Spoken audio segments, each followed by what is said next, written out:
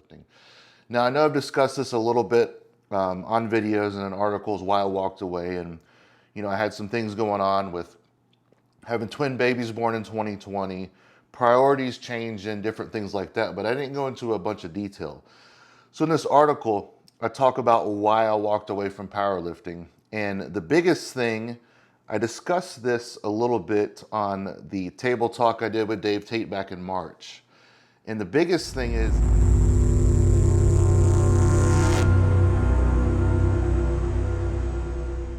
what is going on? Brian Carroll here, powerliftingstrength.com HQ, coming to you from beautiful Jacksonville, Florida. If you like my content, please like this video, share this video, and subscribe to Brian Carroll 1306. If you need to know, or if you want to know more about me, you can go to powerliftingstrength.com. Also, you can email me, brian@powerliftingstrength.com. So today, I'm talking about an article that I wrote recently for Elitefts. It's titled, Why I Walked Away from Powerlifting. Now, I know I've discussed this a little bit on videos and in articles why I walked away, and I had some things going on with having twin babies born in 2020, priorities changing, different things like that, but I didn't go into a bunch of detail. So in this article, I talk about why I walked away from powerlifting, and the biggest thing, I discussed this a little bit on the table talk I did with Dave Tate back in March. And the biggest thing is the minutia of the day in, day out, details of powerlifting competition and everything it takes to compete at the highest level. I rebuilt my squat in 2019 and 2020 as I went up a weight class, filled out a bit, and did some raw training for a period of time. And I'm going to talk about specifics in another article about what exactly I did to take my body weight up from like 270 to 300 and some change, and the training that I did during this time. But for this article, I'm talking about why I walked away specifically. And as I was alluding to a minute ago, the minutia, the details, just after a while, I didn't do well with them. The anxiety, the supplementation, everything. Basically what I'm alluding to is it was time to walk away. Now I was faced with the prospect of needing to rebuild my bench. I had torn my bicep. I had rebuilt my squat like I was talking about during 2019 and 20, and my squat went to the next level. So I was faced with the reality that I needed to rebuild my bench, revisit everything, start from scratch like I did with the squat, and I just really didn't want to do that. So again, I'm going to talk about this more in another video, but the minutia is what made me want to step away, okay? Just the day in, day out. I talked to people in the NFL, the NHL, UFC, MLB, powerlifters, strongmen, all this stuff, and just making it to the meet is completely exhausting sometimes. And after doing it for 21 years, it just was time to move on and do something else. I remember a conversation I had with Josh Bryant in 2010. We were actually working with Chad Smith. It was me, JL, and Josh Bryant were working with Chad Smith before he did his first powerlifting meet. Maybe he'd done one at that point. I think he did his first meet in 2010. But anyway, Chad Smith is a beast. That dude is so strong, and he started off super strong before he even got into powerlifting. But I remember as we were coaching Chad on the deadlift, I asked Josh, like, why did you walk away? Like, why did you quit? You pulled your 800 deadlift, you benched your 600 pounds raw, and he just looked at me without even hesitating and said, it was just time for something else, man. And I was like, really? But 12 years later, I understood that more than ever. And I started to understand it in the later years in 2016, 17, 18, 19, and then 2020, I knew it was time to walk away. But I posed this question in this article, and I'm going to link it below. What will be the last straw for you if you're someone that's just starting your powerlifting career or your strength training venture or whatever it is you're choosing to do? What will be the last straw before your competitive life ends? Okay. The purpose of this article is to give you my reasons for walking away because it's just so stressful. Even when things go right, you have to go back to the drawing board on some things, revisit, analyze, fix, change. The minutia is just exhausting. So if you listen to the podcast, I go into this in a little bit greater deal, and I'm going to link that below as well with the article. But it comes down to three main reasons. I didn't want to rob any more mental and physical health from my body. Now, I don't have back pain ever. My back never bothers me. but I know that I can't continue to do these things, lifting heavy, doing the things I like to do, whether it be the 4th of July slip and slide. Some of you know that we've done a party for the last 8 years, starting in 2015 through this year, so 8 4th of Julys, where we rent a slip and slide and we run down, we have some drinks, we have fun, and I'm able to do these types of things, run down the slip and slide without back pain and such.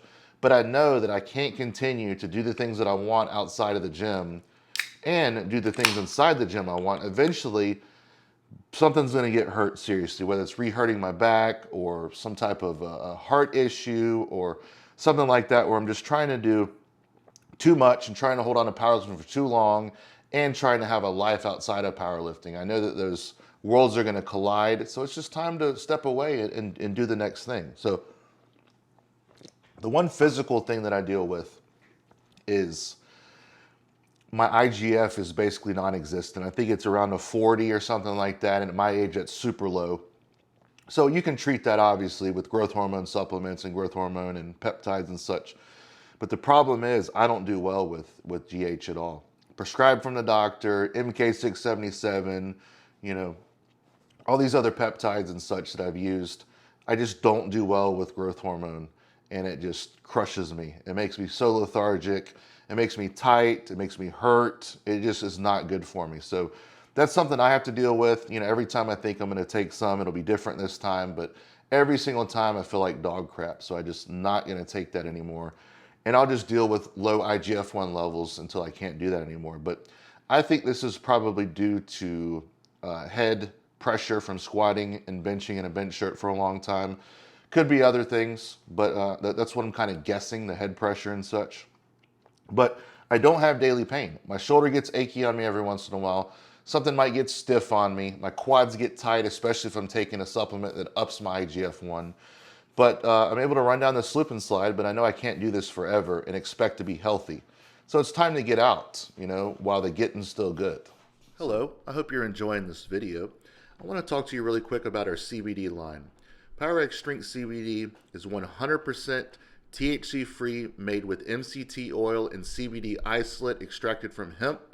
We have sublingual drops that taste good, made with MCT oil, not cheap hemp oil that upsets your stomach. These bombs, these drops, and these products are 100% THC free. You will not fail a drug test, and we have testing on the website. Our bombs you want to use 2 to 3 times a day in a localized area to reduce pain and inflammation. This stuff works wonders for tight muscles and joints. Then lastly, we have a product called Cryofreeze, which is similar to a BioFreeze. It has 1,000 milligrams of CBD isolate mixed with a nice cooling formula that will help you reduce pain and inflammation. So thank you so much for the support. The link's below. Use the special discount code, and I'll see you soon. Back to the video. The next thing is I need to focus on my business more. Every time I would get into a prep, and this goes back to even before 2014, when I was running my own business, before I had PowerX Strength, as soon as it shifted to meet time, it was hard for me to sit down and work and write and do videos and such. I was able to coach people, you know, do my day job and such, but I was just doing the bare minimum a lot of the time for the writing and the videos and such because I couldn't be bothered with it. So powerlifting further is not going to set me up any better financially, so I need to be thinking about the future. So the future is now. I'm 41 years old. So it's quite embarrassing, but I talk about in the article that I never planned on living to see 40 just because I just couldn't see it happening. I was all in my 20s and my 30s with powerlifting, and honestly, whatever happened, happened. And those of you that know me, people that have been close to me, let's say like Jonathan Bird, of course my wife Rhea, some other people know that when I say this, I'm 100% honest, that I just didn't care about anything else. I was so focused, and that's all that really mattered to me in a lot of ways. So I don't want to rob any more mental or physical health. I want to focus more on my business because you can't push but one boulder up a mountain at a time, and you can sometimes maintain some and hold it there. But if you're trying to push too many boulders up, powerlifting competition, business stuff, all that, man, you're just going to get crushed. Not to mention twin girls and having a life now outside of powerlifting. The last thing is time away, and it's a distraction from my family. Now, I could still train for 3 or 5 hours at a time, depending on what we're doing, how many people are training. I could still make the time to do it. I could still take the time away, but I could still risk my physical and mental health. But the minutia combined with taking time away from my family and being distracted all the time, it's just too many reasons for me to walk away.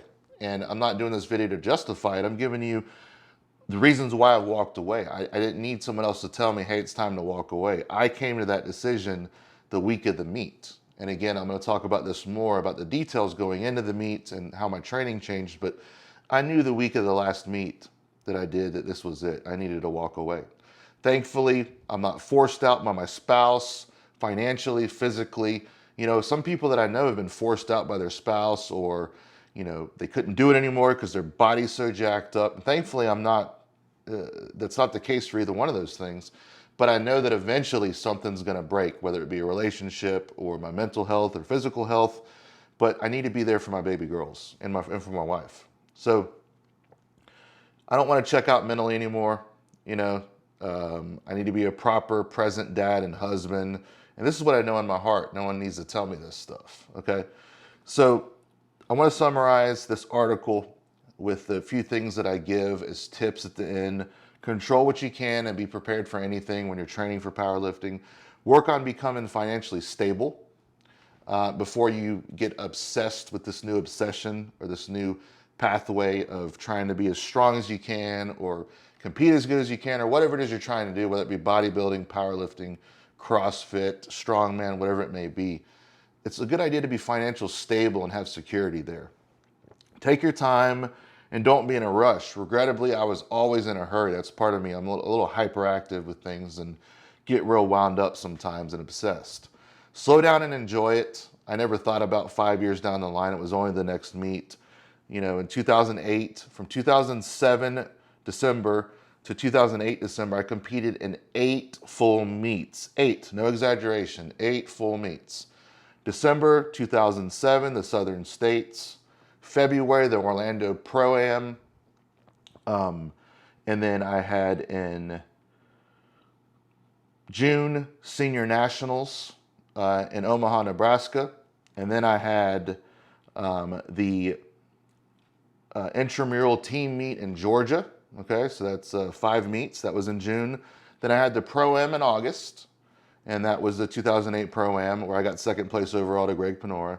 The 7th meet was the WPC Worlds, and that was like October, November. And then December, again, the Southern States. 8 meets in like 13 months. Just too much. So I overdid it back then. And I know that I could compete less going forward, but that probably helped precipitate the burnout for sure. So my next point is go all in, but know when to get out. Everyone's going to be different with this. Some people want to just ride it till all the wheels fall off, but that's not me. I don't want to do that. Most importantly, enjoy the process and don't make the same mistakes I did by not enjoying it, by rushing it, not controlling all your variables, so on and so forth. So I had a good time writing this article. I suggest you check it out. There's a lot that I don't talk about in this video concerning the article, but you know the reasons, the 3 main reasons why I stepped away: mental and physical health, to preserve that. The second is simply time away from my business. I need to focus on my business, okay? And then taking time away and being distracted from my family. So I hope you enjoyed this video. Please like and share this video. Drop a comment, tell me what you think, and we will see you very soon. Thank you. Thank you so much for watching today. Please subscribe, like, and share if you enjoyed this video, and have a wonderful day.